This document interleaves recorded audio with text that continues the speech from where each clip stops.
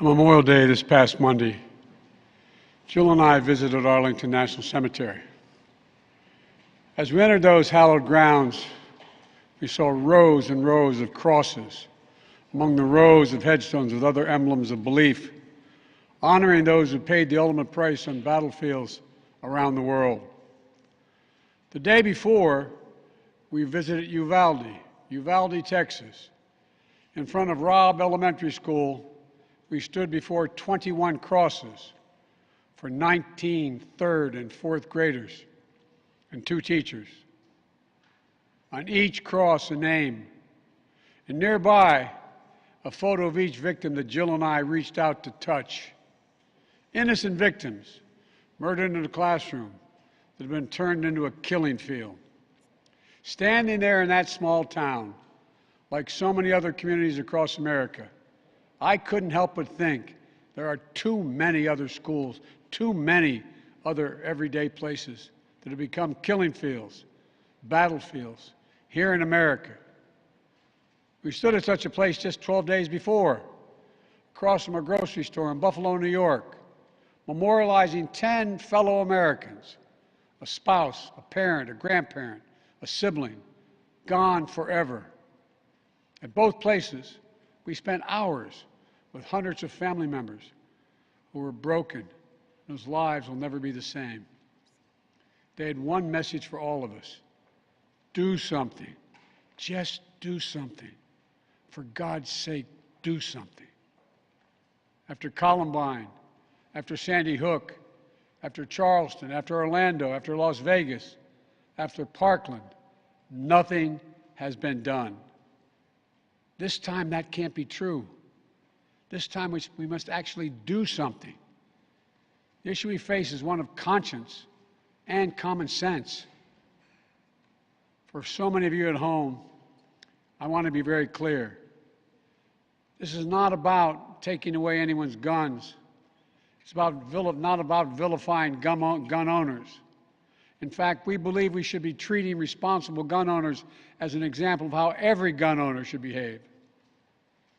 I respect the culture and the tradition and the concerns of lawful gun owners. At the same time, the Second Amendment, like all other rights, is not absolute. It was Justice Scalia who wrote, and I quote, "Like most rights, the rights granted by the Second Amendment are not unlimited." Not unlimited. It never has been. There have always been limitations on what weapons you can own in America. For example, machine guns have been federally regulated for nearly 90 years, and this is still a free country. This isn't about taking away anyone's rights. It's about protecting children. It's about protecting families. It's about protecting whole communities. It's about protecting our freedom to go to school, to a grocery store, to a church, without being shot and killed. According to new data just released by the Center for Disease Control and Prevention, guns are the #1 killer of children in the United States of America. The #1 killer. More than car accidents, more than cancer. Over the last 2 decades, more school-age children have died from guns than on-duty police officers and active-duty military combined. Think about that.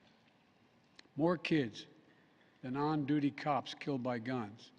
More kids than soldiers killed by guns. For God's sake, how much more carnage are we willing to accept? How many more innocent American lives must be taken before we say enough, enough? I know that we can't prevent every tragedy, but here's what I believe we have to do. Here's what the overwhelming majority of American people believe we must do. Here's what the families in Buffalo and Uvalde in Texas told us we must do. We need to ban assault weapons and high-capacity magazines. And if we can't ban assault weapons, then we should raise the age to purchase them from 18 to 21. Strengthen background checks, enact safe storage law and red flag laws. Repeal the immunity that protects gun manufacturers from liability. Address the mental health crisis deepening the trauma of gun violence and as a consequence of that violence. These are rational, common sense measures. Here's what it all means. It all means this. We should reinstate the assault weapons ban on high-capacity magazines that we passed in 1994 with bipartisan support in Congress and the support of law enforcement. 9 categories of semi-automatic weapons were included in that ban, like AK-47s and AR-15s. And in the 10 years it was law, mass shootings went down. But after Republicans let the law expire in 2004, and those weapons were allowed to be sold again, mass shootings tripled. Those are the facts. A few years ago, the family of the inventor of the AR-15 said he would have been horrified to know that its design was being used to slaughter children and other innocent lives instead of being used as a military weapon on the battlefields as it was designed. That's what it was designed for. Enough. Enough. We should limit how many rounds a weapon can hold. Why in God's name should an ordinary citizen be able to purchase an assault weapon that holds 30-round magazines that let mass shooters fire hundreds of bullets in a matter of minutes? The damage was so devastating in Uvalde, parents had to do DNA swabs to identify the remains of their children. 9- and 10-year-old children. Enough. We should expand background checks to keep guns out of the hands of felons, fugitives, and those under restraining orders. Stronger background checks are something that the vast majority of Americans, including the majority of gun owners, agree on. I also believe we should have safe storage laws and personal liability for not locking up your gun. The shooter in Sandy Hook came from a home full of guns. They were too easy to access. That's how he got the weapons. The weapon he used to kill his mother and then murdered 26 people, including 20 first graders. If you own a weapon, you have a responsibility to secure it. Every responsible gun owner agrees to make sure no one else can have access to it, to lock it up, to have trigger locks. And if you don't, and something bad happens, you should be held responsible.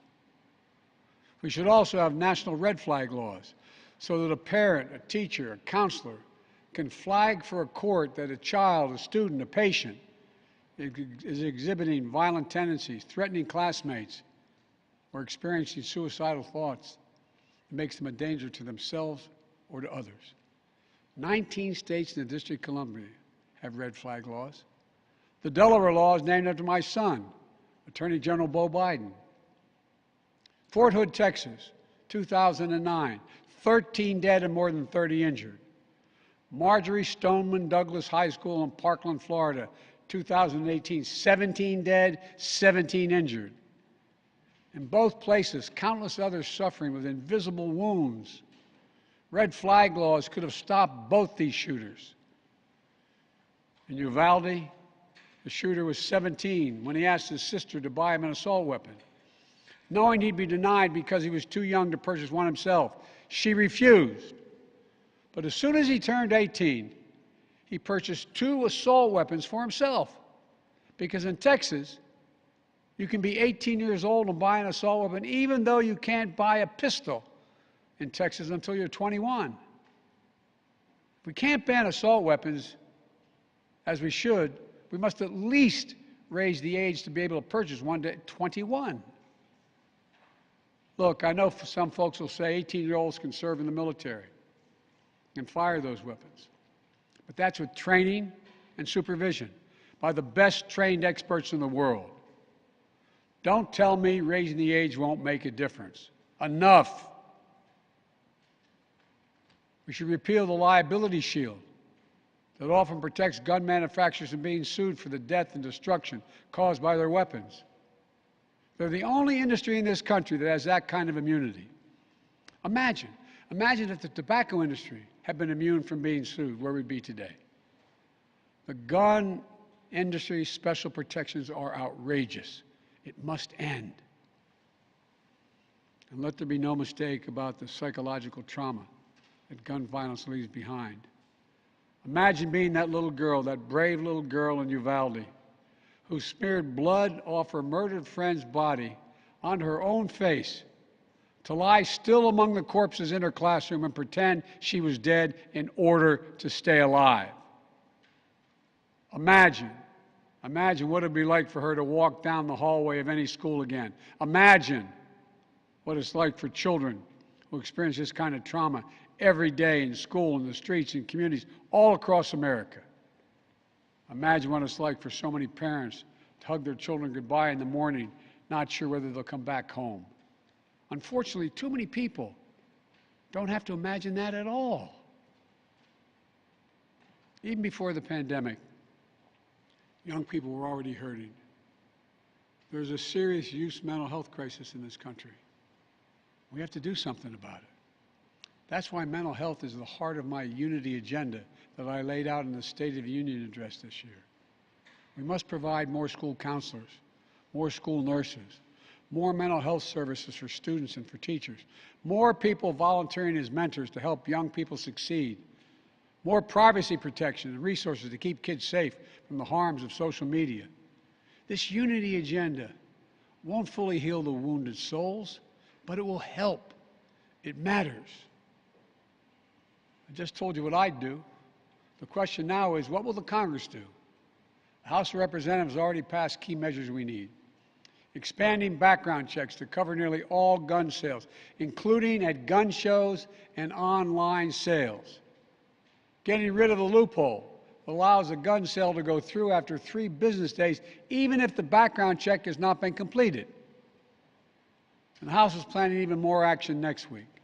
Safe storage requirements, the banning of high-capacity magazines, raising the age to buy an assault weapon to 21, federal red flag law, codifying my ban on ghost guns that don't have serial numbers and can't be traced, and tougher laws to prevent gun trafficking and straw purchases. This time, we have to take the time to do something. And this time, it's time for the Senate to do something. But as we know, in order to get anything done in the Senate, we need a minimum of 10 Republican senators. I support the bipartisan efforts that include a small group of Democrats and Republican senators trying to find a way. But my God, the fact that the majority of the Senate Republicans don't want any of these proposals even to be debated or come up for a vote, I find unconscionable. We can't fail the American people again. Since Uvalde, just over a week ago, there have been 20 other mass shootings in America, each with 4 or more people killed or injured, including yesterday at a hospital in Tulsa, Oklahoma. A shooter deliberately targeted a surgeon using an assault weapon he bought just a few hours before his rampage that left a surgeon, another doctor, a receptionist, and a patient dead and many more injured. That doesn't count the carnage we see every single day. It doesn't make the headlines. I've been in this fight for a long time. I know how hard it is, but I'll never give up. And if Congress fails, I believe this time a majority of the American people won't give up either. I believe the majority of you will act to turn your outrage into making this issue central to your vote. Enough, enough, enough. Over the next 17 days, the families in Uvalde will continue burying their dead. It will take that long in part because it's a town where everyone knows everyone. And day by day, they will honor each one they lost. Jill and I met with the owner and staff of the funeral home as being strong to take care of their own. And the people of Uvalde mourn as they do over the next 17 days. What will we be doing as a nation? Jill and I met with the sister of the teacher who was murdered and whose husband died of a heart attack 2 days later, leaving behind 4 beautiful orphaned children, all now orphaned.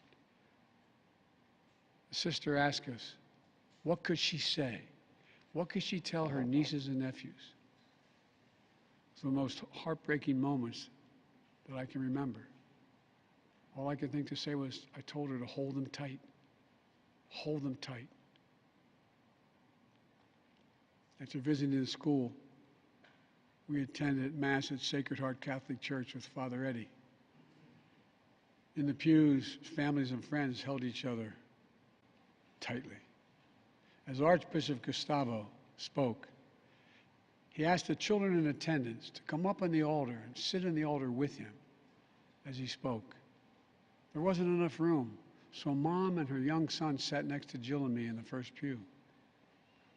And as we left the church, a grandmother who had just lost her granddaughter passed me a handwritten letter.